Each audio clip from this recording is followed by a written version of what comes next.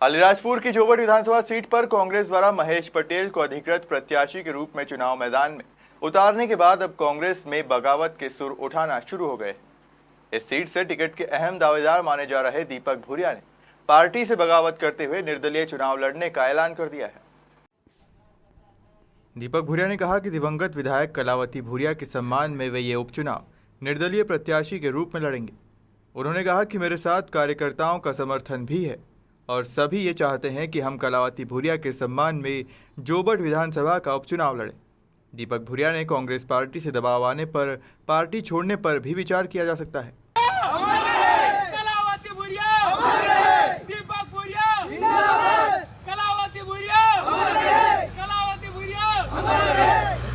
जी आज आप फॉर्म लेने आए हैं, क्या मंशा है आपकी इस उपचुनाव? मेरी एक ही मंशा है कि कलावती भूरिया का सम्मान और कार्यकर्ताओं का सम्मान की लड़ाई आ गई है।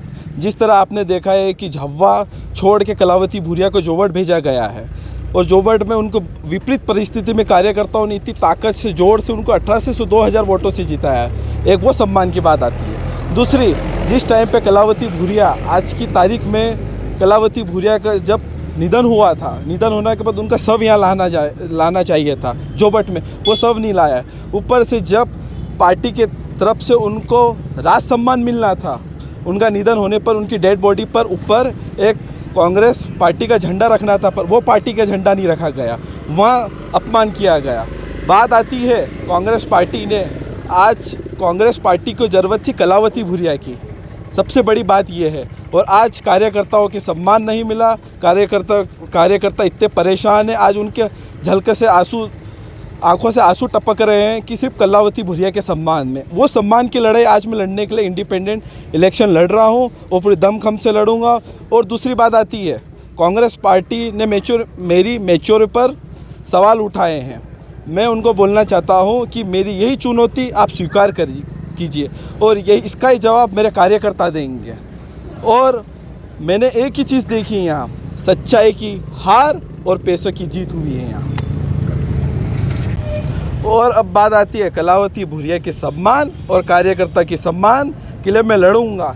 अगर मुझे ऊपर से प्रेशर आएगा तो मैं मेरी राजनीतिक परिवार को भी त्याग देने के लिए तैयार हूँ, बस मेरे कार्यकर्ता और मेरे कलावती भूरिया के सम्मान में।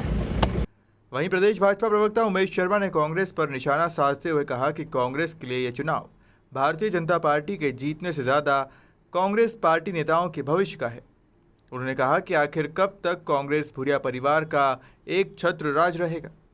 बीजेपी के प्रदेश प्रवक्ता उमेश शर्मा ने आरोप लगाया कि उपचुनाव में भूरिया एंड कंपनी कांग्रेस कार्यालय और कांग्रेस उम्मीदवार महेंद्र पटेल की दुकान पर अलीगढ़ ही ताला लगाने लगेगी। नहीं, भारतीय जनता पार्टी के लिए चुनौती से ज़्यादा चिंता का विषय कांग्रेस पार्टी के नेताओं के भविष्य का है। आखिर कब तक भूरिया परिवार का ये एक छत्र राज रहेगा कि कलावती जी अब रही नहीं है, उनके बारे में बोलना ठीक नहीं है। कलावती नहीं है तो विक्रांत तैयार हो गए, कांतिलाल जी अभी भी अखाड़ा छोड़कर जाने को तैयार नहीं है। ये विक्रांत भूरिया और कांतिलाल भूरिया एंड कंपनी जो है, ये महेश पटेल की दुकान पे अलीगढ़ी ताला लगाने के लिए निकलेंगे। ये वहाँ पर कोई ऐसा कद्दावर राजनीतिक नेतृत्व पैदा होने ही नहीं देंगे। दिग्विजय सिंह जी की राजनीतिक शैली की चातुर्यता यही है कि वो विरोधी खेमे को चित करता है और विरोधी खेमे के कंधे पर बंदूक रख के करते हैं। तो कांतिलाल भूरिया हो, विक्रांत भूरिया हो, ये सब दिग्विजय सिंह जी की गैंग ऑफ वासेपुर की टीम है और ये सब मिलकर कमलनाथ के इस उम्मीदवार की दुकान मंगल करेंगे और जोबट उपचुनाव भारतीय जनता पार्टी जीतेगी। आपको बता दें कि दीपक भूरिया जोबट से दिवंगत विधायक कलावती भूरिया के भतीजे हैं और इलाके में उनके राजनीतिक वारिस के रूप में पहचान रखते हैं। अलीराजपुर से सुमित साल्वे की रिपोर्ट।